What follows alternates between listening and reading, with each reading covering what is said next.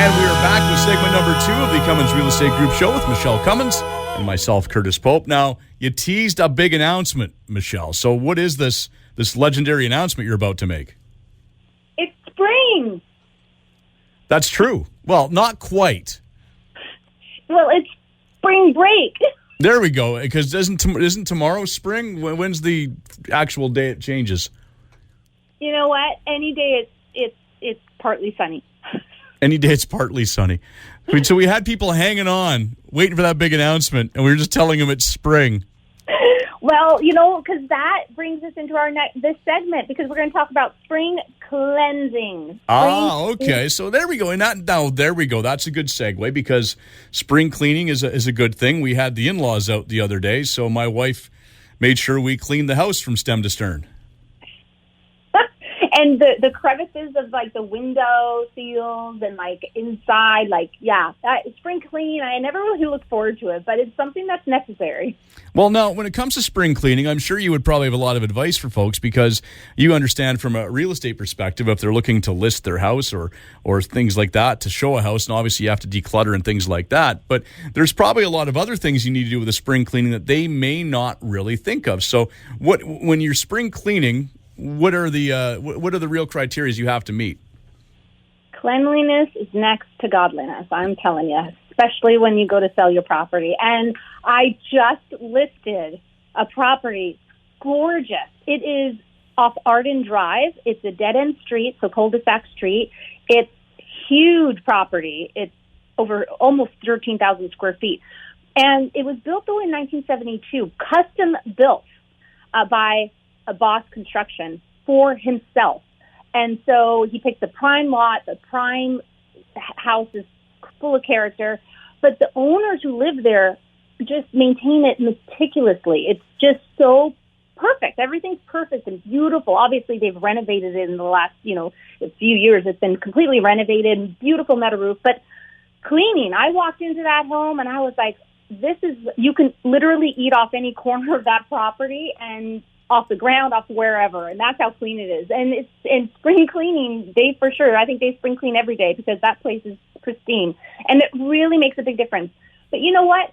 After a whole winter of the air, you're using your furnace, you've got things in the air, there's dust, there's all sorts of things, and every corner of your home, it seems, needs cleaning.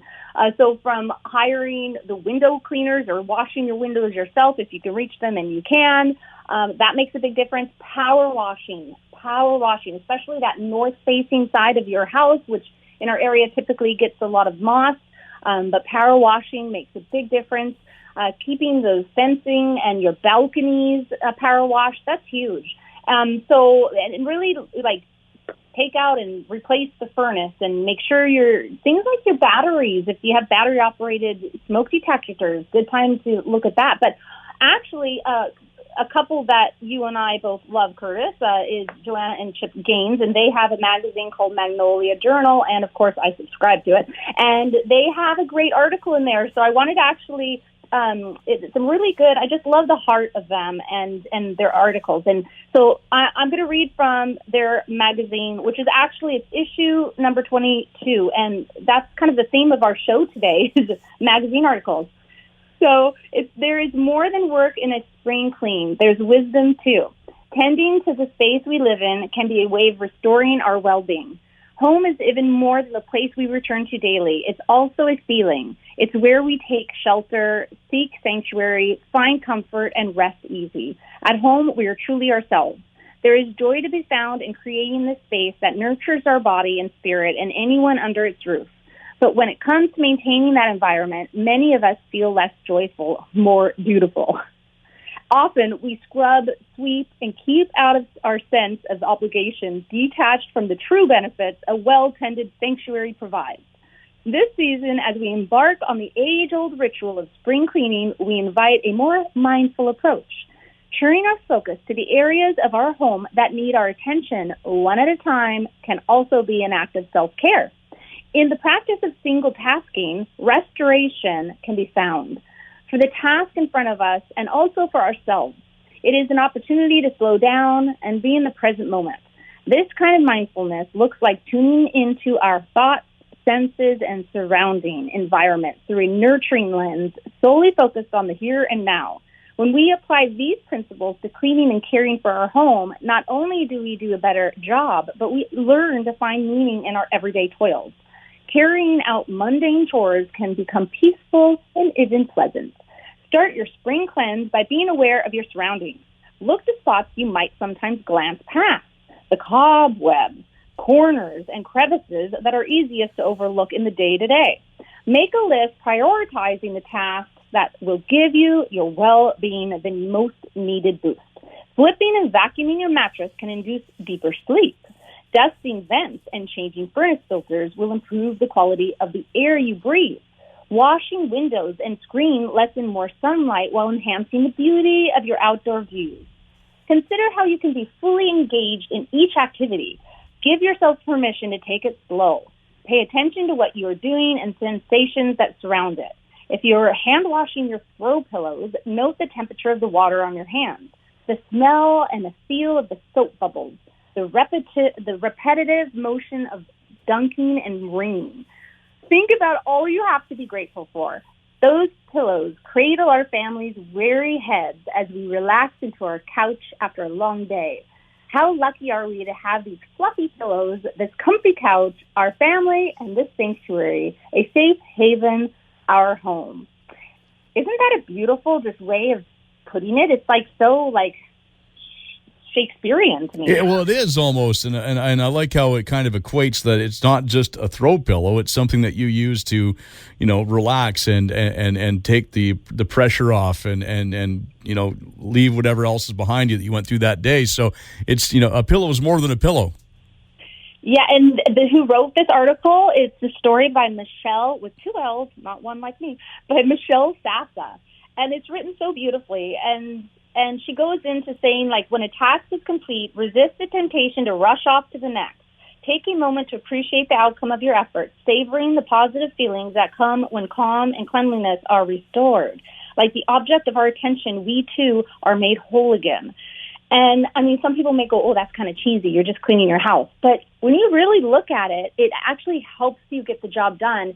And too many times I'm guilty of this. I just go to get to the end goal, and I'll just rush through it. But it does make sense to really think about what you're doing and being very specific about it and intentional. That's my word this year. I'm really using that word for everything. I'm trying to, at least, is being very intentional with my relationships, intentional with my moments in the day, intentional with what I'm doing.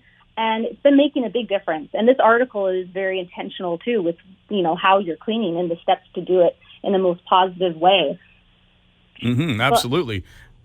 But I mean, it goes on, but it mentions like the getting into the right headspace. So preparing for a successful one and setting the tone, like turn on all the lights to keep things bright. As you finish a room, maybe move to the next. Perhaps you could turn off the lights as a visual cue that your work is done in that room. Like there's all sorts of different ways of like doing it to make it fun. And so it's a really great article. I don't think you can actually read this magazine online. You actually have to subscribe to it, but every magazine has amazingness in it. And it says, look at the big picture and make a plan. And then it goes into like going room by room or take it task by task, depending on how you want to do your cleaning strategy. And then identify how much time is available, if you want to do all at once or a little at a time, and all the items that you'll need to make it successful. And because I don't like spring cleaning myself, but I used to be a house cleaner. I used to own a cleaning company, and I loved it, doing it as a business. I loved it. But maybe that's me because it was my business and I loved it. But, and I did feel good after. I always do though. You feel good after because you're like, wow, it feels so good, But now I have hired a cleaner for my house. So I don't clean my own house. Well, you got a musician there. I know he gets up later in the day. What else has he got to do around the house? Well, he does dishes and he cleans. And he cooks.